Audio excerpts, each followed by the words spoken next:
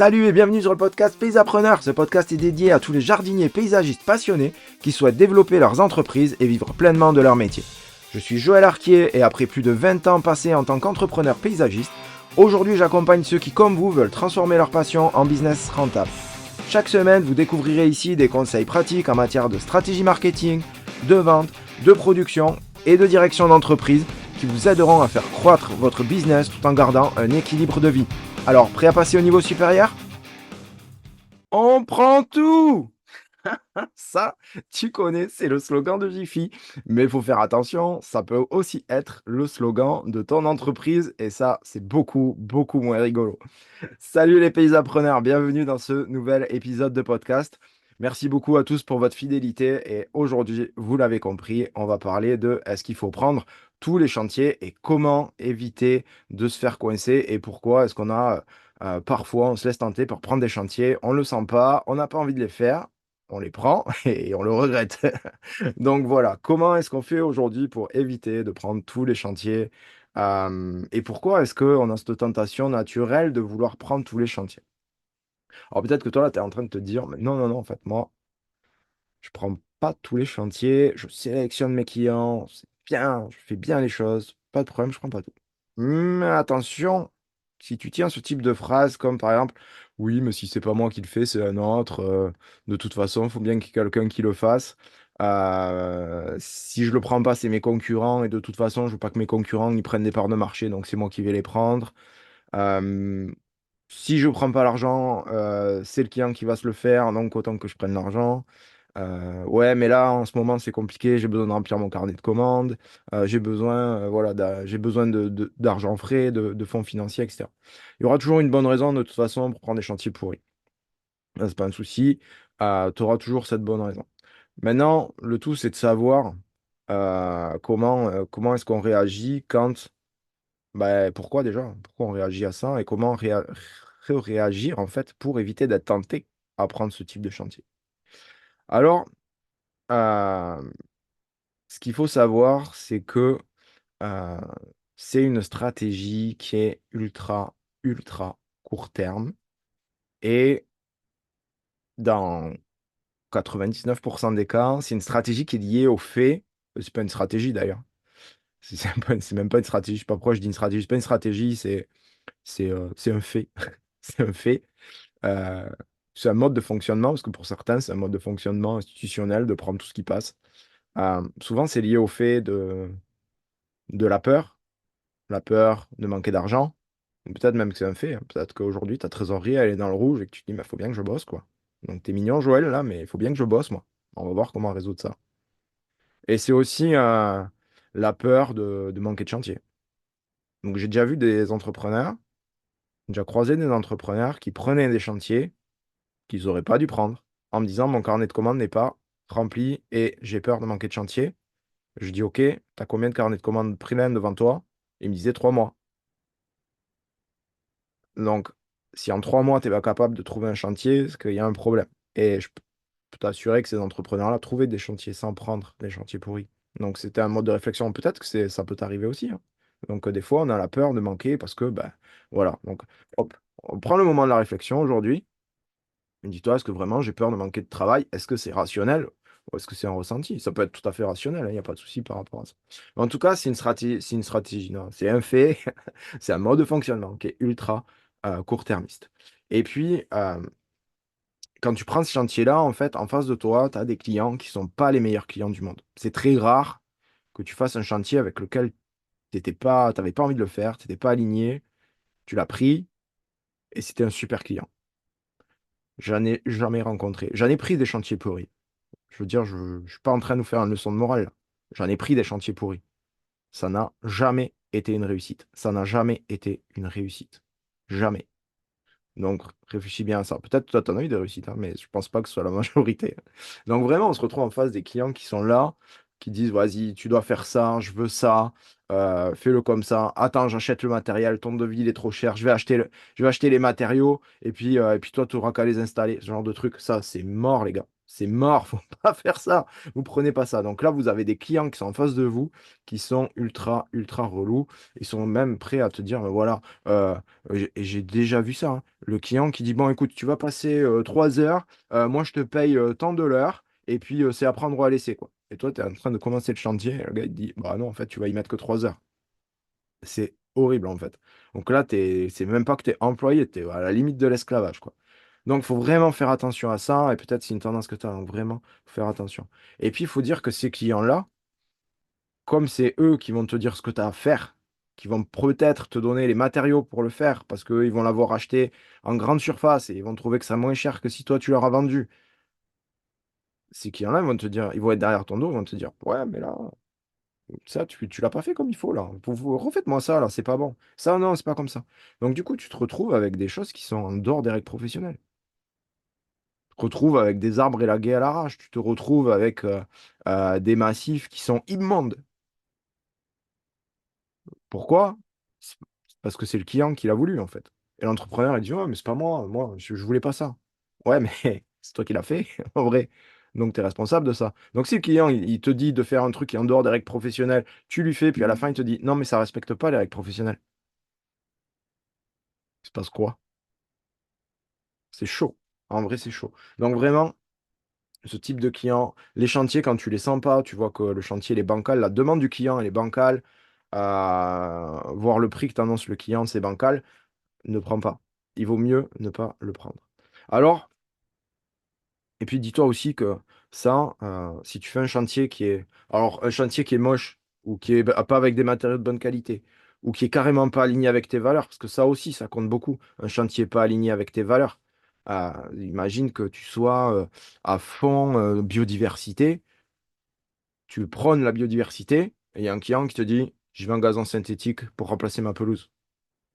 J'ai rien contre le gazon synthétique, je précise, hein, je juge pas ou quoi, hein, d'accord? Il y a des endroits, il y a des moments où le gazon synthétique, on peut le mettre. Et ça n'a rien d'une aberration écologique.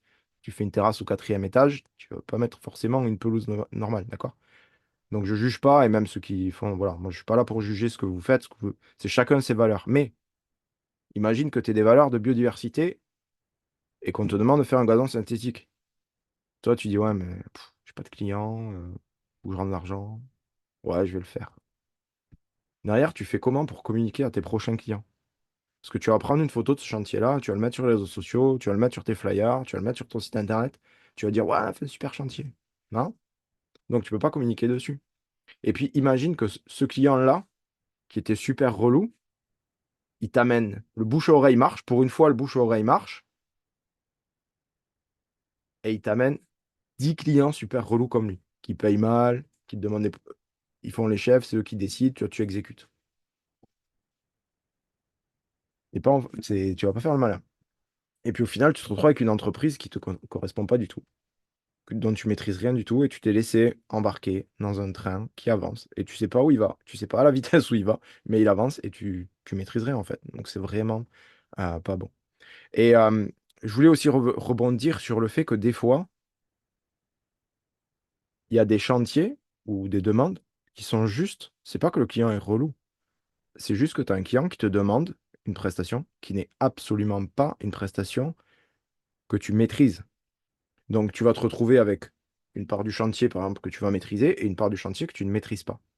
Ou une tâche que tu ne maîtrises pas, mais pour remplir ton carnet de commandes, tu vas la prendre. Imaginons que tu ne maîtrises pas du tout les terrasses bois et qu'il y a un client qui te demande une terrasse bois.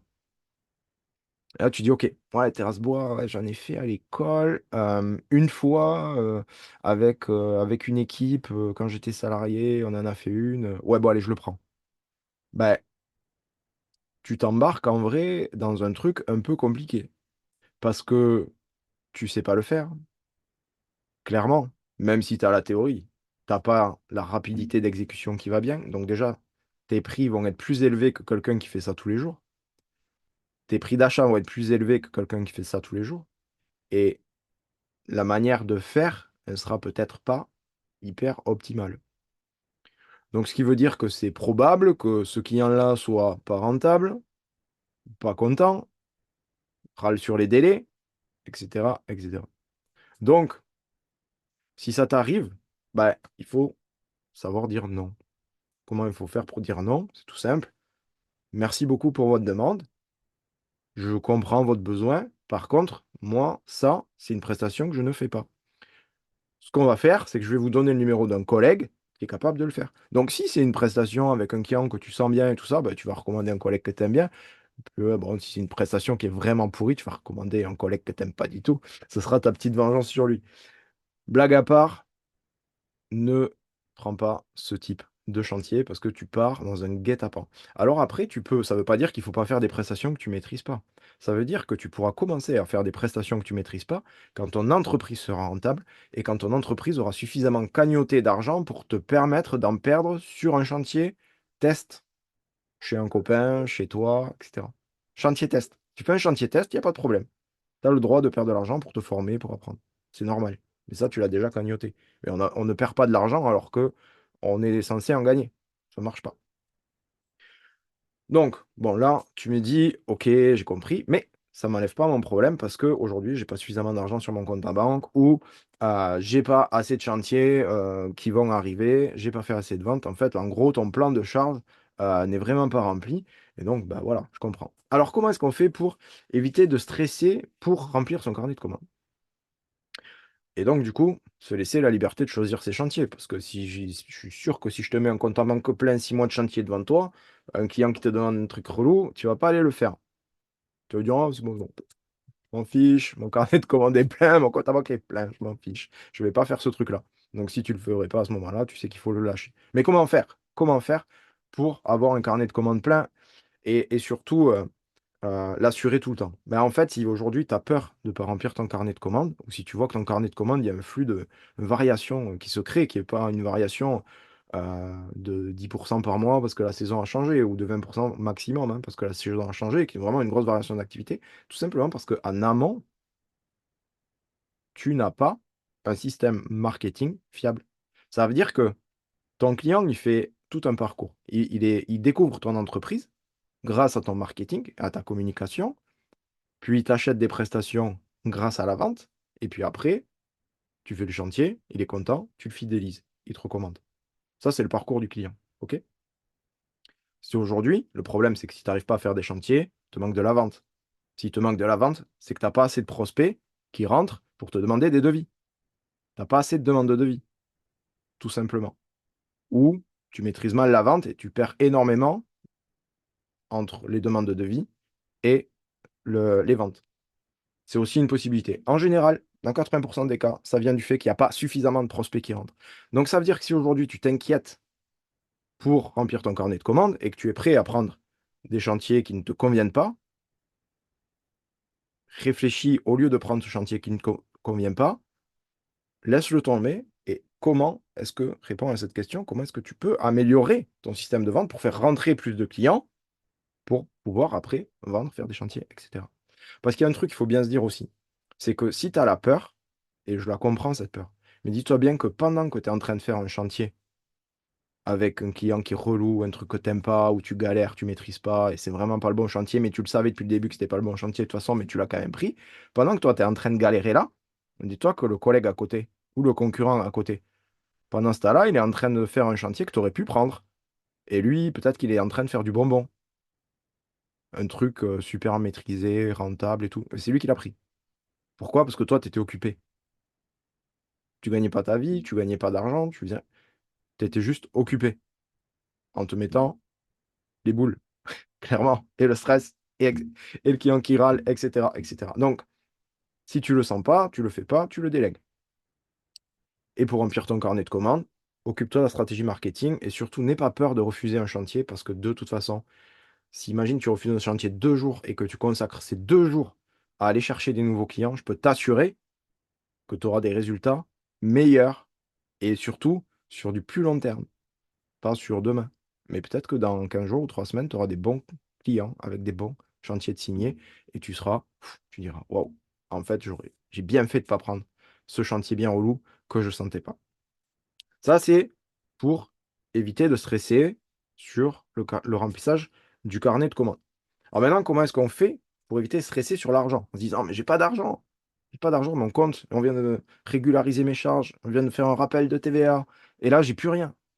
Il faut que je prenne du chantier parce que là, j'ai plus rien. Donc, déjà, si ça t'arrive, c'est peut-être qu'il y a eu un problème, bon, dans le parcours client, ça tu l'as compris. Mais est-ce que là, maintenant, tu es sûr que tu vends au bon prix, que ta base horaire de main-d'œuvre, puisqu'on vend la main-d'œuvre, on est prestataire de service, est-ce que ta base de main-d'œuvre elle est suffisamment élevée pour pouvoir survenir aux besoins de ton entreprise, te laisser de la marge et te laisser du bénéfice? Première question. Et deuxième question, est-ce que tu marches suffisamment sur les fournitures que tu mets chez tes clients pour pouvoir assurer du bénéfice et de la rentabilité pour ton entreprise et pallier éventuellement sur les creux d'activité?